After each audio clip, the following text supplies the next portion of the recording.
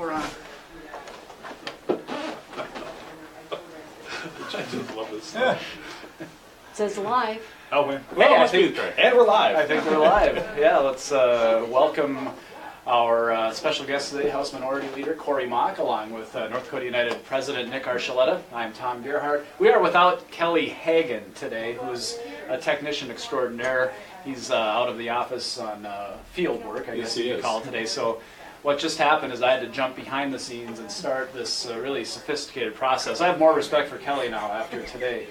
I have more respect for Fern. Yeah, right. Who's actually sitting behind the camera now, just so direct all comments and complaints to Fern. That's right. Did you have to do that when you were in journalism? Did you ever find yourself having to run behind the camera to hit play? Yes, Yeah. there were a lot of days, and the big thing in journalism was sometimes you double click and then you'd think you were recording and you weren't, and so there were all sorts of issues that happened back in the TV days. Well, we don't do that here. We're professionals. No, we're professionals here, and we're on top of technology, That's by golly.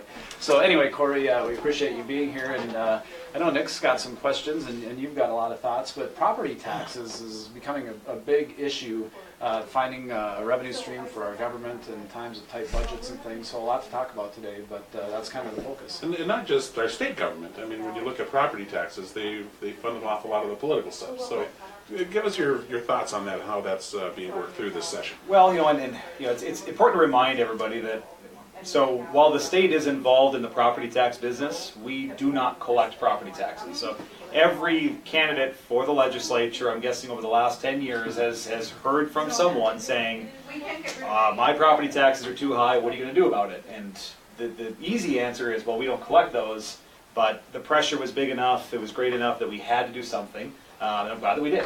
And Nick, I think you've been around quite a while. You remember the time when we first got involved in funding K-12 education at the fully funded level. And Right. And Tom, you were there covering it. I mean, you were there in the room watching all this. And so we now have committed to property tax relief by using state dollars to help lower local property taxes. Over the last 8 years, the legislature has made significant commitments to funding tax relief in various forms.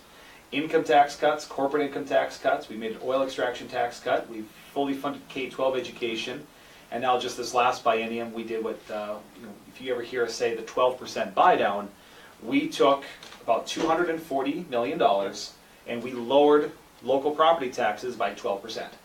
And that was to offset the costs of social services. So that's where we are with property taxes. We are in a budget challenge. Revenues are short. We're about $650 million short of paying all the bills. One of the questions that's going to come up that we don't have an answer for quite yet is, what does the future of property tax relief look like in North Dakota? Well, and that's a question that I think is on the minds of everyone. It was interesting that you mentioned that everybody that was a candidate at one time or another has had to answer a question about property taxes, even though you're right, the state does not collect them. But Senator Cook from Mandan, who knows a little bit about this issue, mentioned at a hearing that this was the first time that no one at the doors asked him a question about property taxes. So was one to assume then that must just be off the minds of people, or? Well, probably not. Well, this was an election where I was out, and we spoke about property taxes all the time. Maybe it's a little different in Mandan than it is up in Grand Forks. And if no one in Mandan has problems with their property taxes, good for them. I mean, I'm really happy for Mandan that they've got that under control. But part of that was done with the assistance of the state. Right. And right now we fund, and you guys can correct me. It's not a simple answer, but correct me if I'm wrong. Roughly 80% of K-12 education. That's pretty close. Yeah, right, roughly speaking, and so it's about $1.6 billion in general fund dollars, roughly 1.8 to 2 billion when you take some other funds in there to pay for K-12. Right. And then the 240 to lower property taxes at 12%. We were going to have a bill, and so that we are clear, the 12% buy down was simply the legislature just subsidizing 12% of property taxes. The alternative, which we've been working on for now 20 years, 1997 was the first time this came up, was the legislature to fund social services at the county level using a formula, just like we do with K-12. Right. And that would lower property taxes, but it wouldn't tie our hands to the variability of property valuations. So it'd be more of a fixed, predictable expense for us.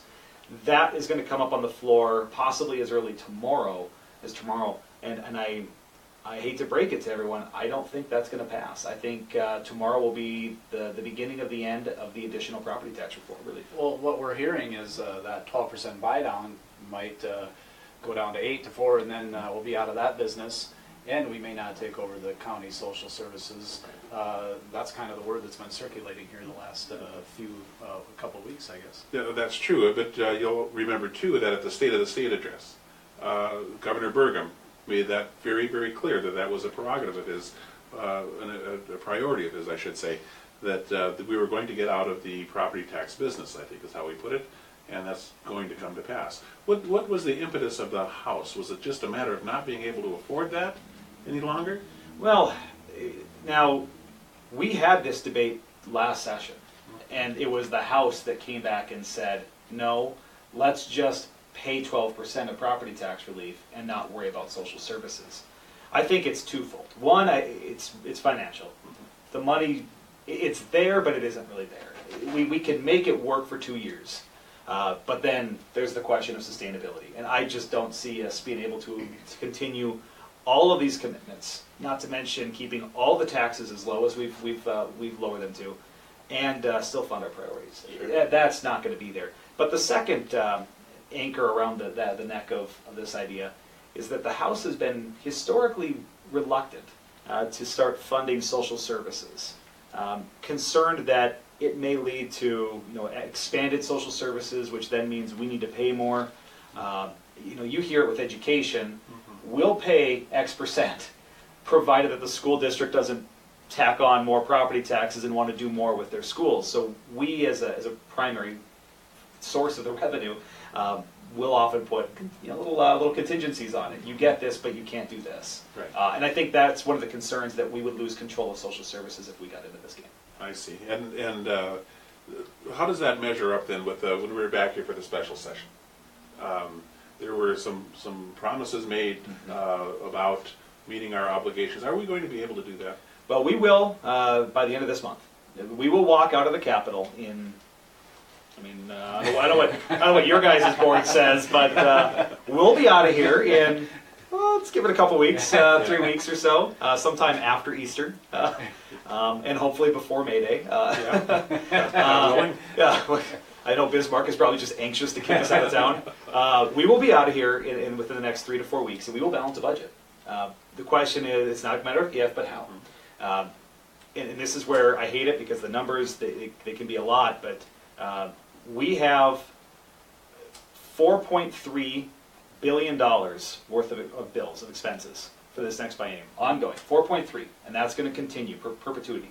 And our revenue, ongoing revenue, is roughly 3.4 to 3.5. We're up a little higher because we take Bank of North Dakota profits, we're taking a little more from the general fund. We're about 3.6 after all that. So we're still, after a few transfers and things here and there, we're $650 million short of meeting our expenses. We can pay the bills without having to cut another. We don't have to remove another stapler from the supply closet. We don't have to lay off another teacher, another snowplow driver. All jobs from here on out could be safe, and we could balance the budget. Right. But we would go after just about every savings account we have. We would be digging between the couch cushions for lost quarters, nickels and dimes. We'll drain the what's called the strategic investment fund. Yeah. We'll bring that down to about $60-some million. We'll likely use the property tax or the tax relief fund, which right now has 300, and we'll have another 300 in this biennium.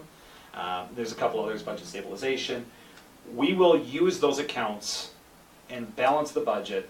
So it's not 2017 that scares me as much as it is 2019, because right now it's sustainability. Right. The revenue projections are not going up. That is recurring expenses, and those are only going to increase as well. Our tax collections are likely going to go down because of some other moves that the legislature passed, but don't get fully implemented until 2019. Right. It's a corporate tax cut. And then we're not seeing oil recover nearly at the pace that we would need. Exactly, and that brings me to this question, because I get this an awful lot. Actually, I have a couple of them for you. But one of them is this. And this is particularly true in higher ed and in the public service agencies that we fund, and those public employees that do all that important, vital work that North Dakotans depend on, those have been paired. Okay, I mean, we hear this all the time, just how many jobs are gone unfilled. We know that there are going to be layoffs. So we are probably at the point where we're cutting into bone, there's not any fat left. Right. Okay? Right. And that's true, you can't walk through the campus in your district, for example, and not hear that proclaimed. So here's the question, do we now have a revenue problem as opposed to a spending problem? We are at that point where it is very clearly a revenue problem. We grew the size of the spending in government. There's no two ways around it. From 2009 to today, our ongoing expenses have increased 60%. And that doesn't include the one-time spending. We've put a lot of money into much needed deferred maintenance and strategic investments. But we have made a lot of commitments. Now on that note, we've also committed a lot of tax relief to the people. And again, rightfully so. People wanted property tax relief. Well, over the last 8 years, to the tune of nearly $1 billion a biennium, we give property tax relief, lowering property taxes, paying for K-12 education. But we've also given away nearly another $1 billion in extraction and income tax cuts. And that's where the people didn't necessarily need nor want the income tax cuts. In 2008, if you recall, there was a measure on the ballot that would have lowered the income taxes by half. And then 15% for corporations, and voters rejected it. I think only 30%, less than 30% voted for this. Right.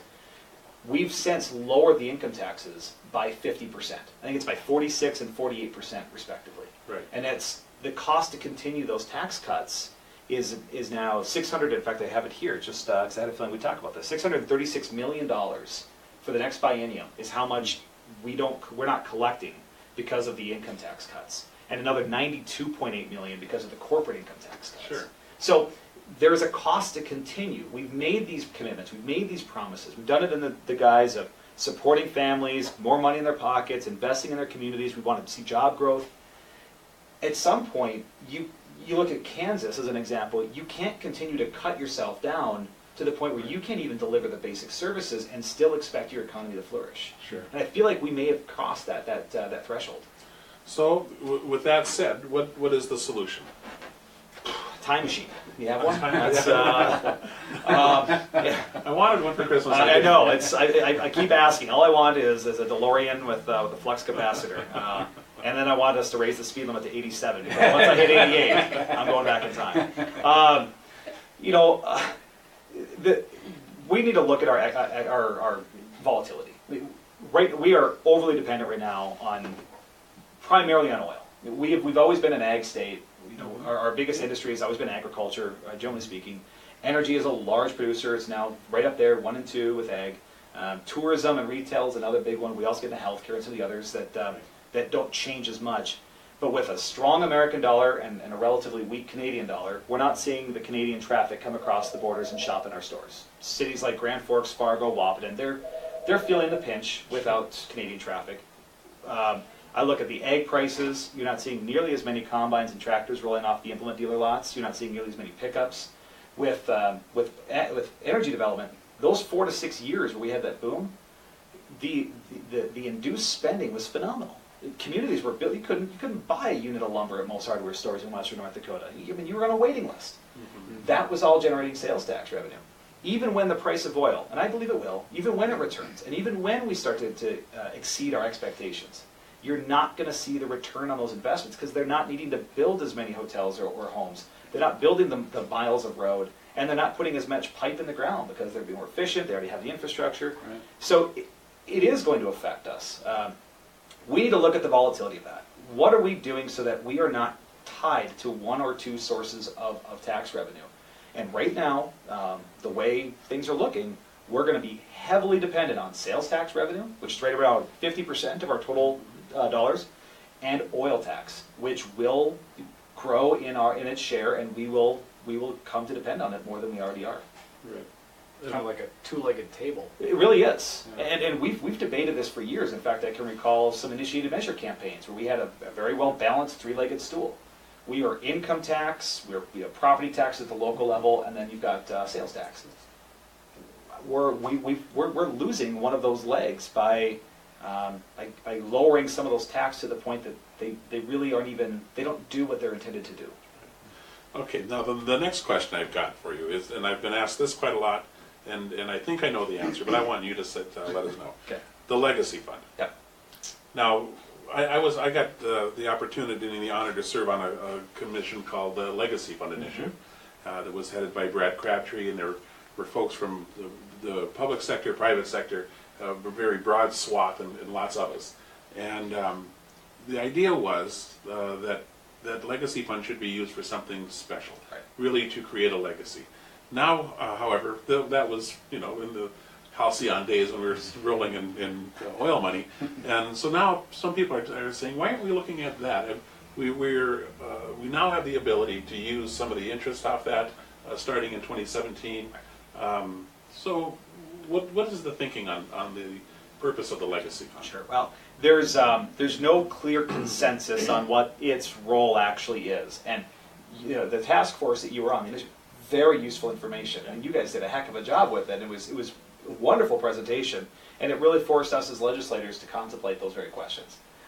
If anyone is, if I'm not, depressing or dull enough to draw people to sleep at 4:30 on a Monday afternoon, and you're looking for a little extra edge to get you to nap time, I encourage you to go on the legislative website and you can read legislative history. And the one that I read recently was the bill that created the Legacy Fund. I was really fascinated to hear what we were talking about in 2009. Right. And I went through it. There was no mention of whether it was long-term or short-term, but at the time we had what was called the Permanent Oil Tax Fund. Right. I think that's what it is, Permanent Oil Extraction Tax Fund. About $600 million, and we used that as a second general fund. We'd just draw right out of it. We'd take it down. And that was common. So they said, we can't be able to just raid this whenever we need to. So let's put it in the Constitution. They negotiated for months. They settled on, let's let it grow until 2017. Let's make sure the principal stays untouched. Let's give the legislature the ability to take up to 15% of the principal if they ever need it, but it would take 2/3 vote to access it. And then because we want to reduce that temptation, let's make sure that the interest from that legacy fund automatically goes into the general fund after 2017. So, starting this next year, it's about $160 million out of the $4.2 billion that's in the legacy fund. That interest, that $160 million, we will use, and that will be used to balance the budget. The 4.2, if we did the 15%, we're a little over $600 million. There's been no conversation about using it. And as difficult as it is to make these cuts, I actually disagree with us using it. And the reason is simple. This is like, we set up our kids' child's savings account. Right. We're looking after the future generation. There may be a time when you don't see roughnecks working and living in Western North Dakota, bringing energy, a strong energy portfolio to the state.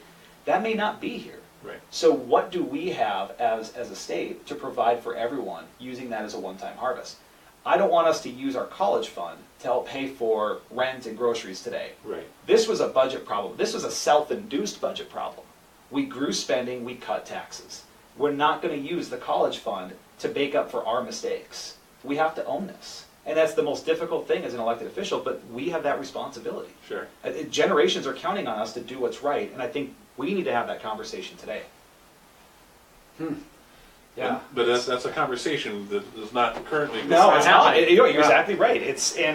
We are a couple of months from being able to use it, and it's very difficult to say. But I'd rather us answer the hard questions now about how we can sustain this budget. I think we're doing it backwards. We're saying these are the rates that we're going to collect for all taxes. Make your priorities fit within that box. In an ideal world, and it has been for the last 6 to 8 years, we've been able to do that. Right. Because we exceed our expectations, you get more money, we can do this. Sure. Can't do that anymore. And now we have to look at it in reverse. What are the priorities that people are counting on the state to provide? And then what do we do? How do we effectively make that revenue work? What taxes do you have in place? And how do you create the lowest possible tax liability so that people are still able to live in thriving communities, to have safe roads, good schools, attract new businesses, but without having to pinch pennies along the way and jeopardize your future. So I really wish that we could get a bipartisan group of leaders to say, this is not just a today problem, this is a forever problem unless we get the handle on it soon. Sure. And so if this conversation does not happen in the halls of the legislature, maybe that's a conversation that like-minded people across the state will have. It's possible. I'm hoping that this is an opportunity for leaders to step forward. And I don't mean leaders that wear a fancy lapel pin or punch in at the Capitol every day. Anyone in their community that has a concern for the future of the state, that wants to see North Dakota remain competitive in a global market, have that conversation. There are businesses that will say, stop lowering my income tax. I can't get people to work here because they don't have childcare. Or I can't move to, you may have a 1.1% income tax, which is great. I would love to pay little taxes. But you can double that if that means I don't have to spend nearly as much training these people that are able to work, or the little things. We need to work with the private sector, find out what their challenges are and how we can most effectively meet those needs, so that when there is a business that wants to come to North Dakota or start in North Dakota, that they're not scrambling to make it financially viable just because we want to brag about having the lowest rates in the country. Leaders out there, this is an opportunity for you to jump up, to have that conversation.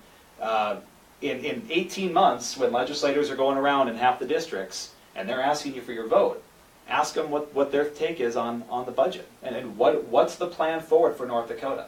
Because the days of having a campaign brochure of lowering taxes are probably in the past. Well, it seems in listening to you, it's it seems to conclude that the average North Dakotans will feel the impacts are feeling the impacts of these decisions. We already talked about over 600 state positions going unfilled, and I think I heard today over 700 in the university system.